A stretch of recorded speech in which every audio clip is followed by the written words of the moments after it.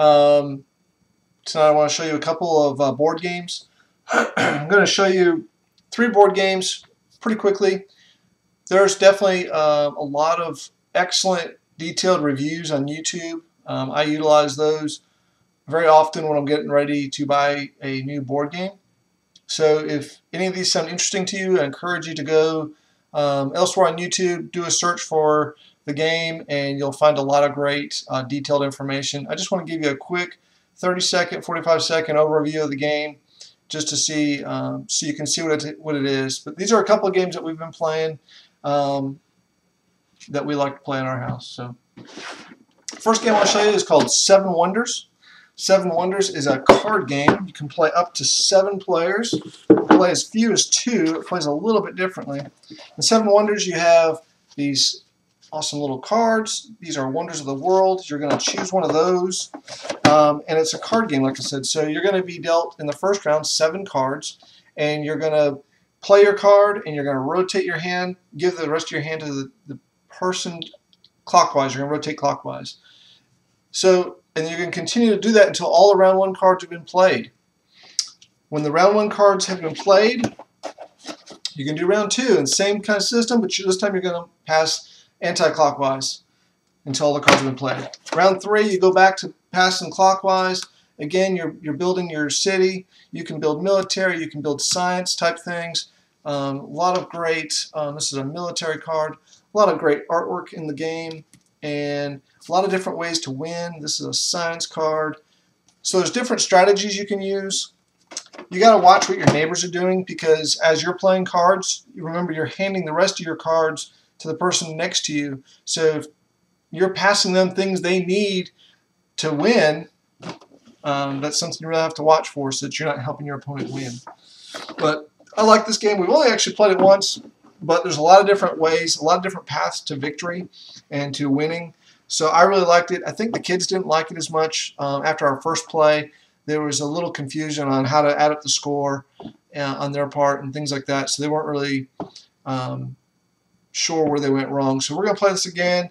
I really liked it. I thought it played really well. It went really fast, and everyone's taking their turn at the same time, so you're not sitting there waiting a long time for your turn. So that was an interesting game I really liked. We're going to continue to play that.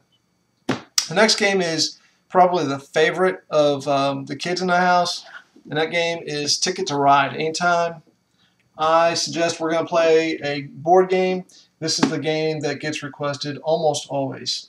So this game also takes about an hour to play. And in this game you have a very large map. I don't know if I can show it to you quick enough. This is a map of North America and all the cities, and it's upside down. All the cities, and you can see all these lines. These are all the different routes, and you're trying to connect your train cars. You're collecting cards in different colors. So to build this blue path, I need 3 blue cards. You're drawing cards, and you're building your trains. There's a limited number of trains in the game, so as the trains run out, that's what causes it to end. You have destination tickets that are secret to your opponents of 2 cities you're trying to connect, and you don't want that to be known because they will try and block you, as often has happened to me. If someone guesses where you're trying to go, they will definitely block you. But anyway, Ticket to Ride, really good game. Kids love it. A lot of different paths in that one as well. Small World is the last game I wanted to show you tonight. This game we haven't had very long, but Small World reminds me a little bit in way of Risk, in the sense that you have a map with multiple territories on the map. You're going to select, you're given a group of races and a group of special abilities, and they're randomly matched each game. So every game you play is different. But you might grab a race, say it's the dwarves, and you're going to get a handful of tokens for the dwarves, and you're going to place them out on the map, and you're going to try and conquer territories with the tokens that you have. Your opponents are doing the same thing. Every round you're collecting points for the amount of territories that you own. At the end of a set number of rounds, the game ends, and whoever has the most points wins. If you're the dwarves, or if you're whatever race you are, and you feel like, man, I've spread out so thin, I just can't continue to conquer more land, you can take a turn, to decline your dwarves. They stay on the board, they go and decline, you can't use them anymore. You're going to choose a new race and keep going in the game with a whole new army. So it keeps it interesting. It's different every time. Really enjoy that one. Those are the 3 games I wanted to show you tonight.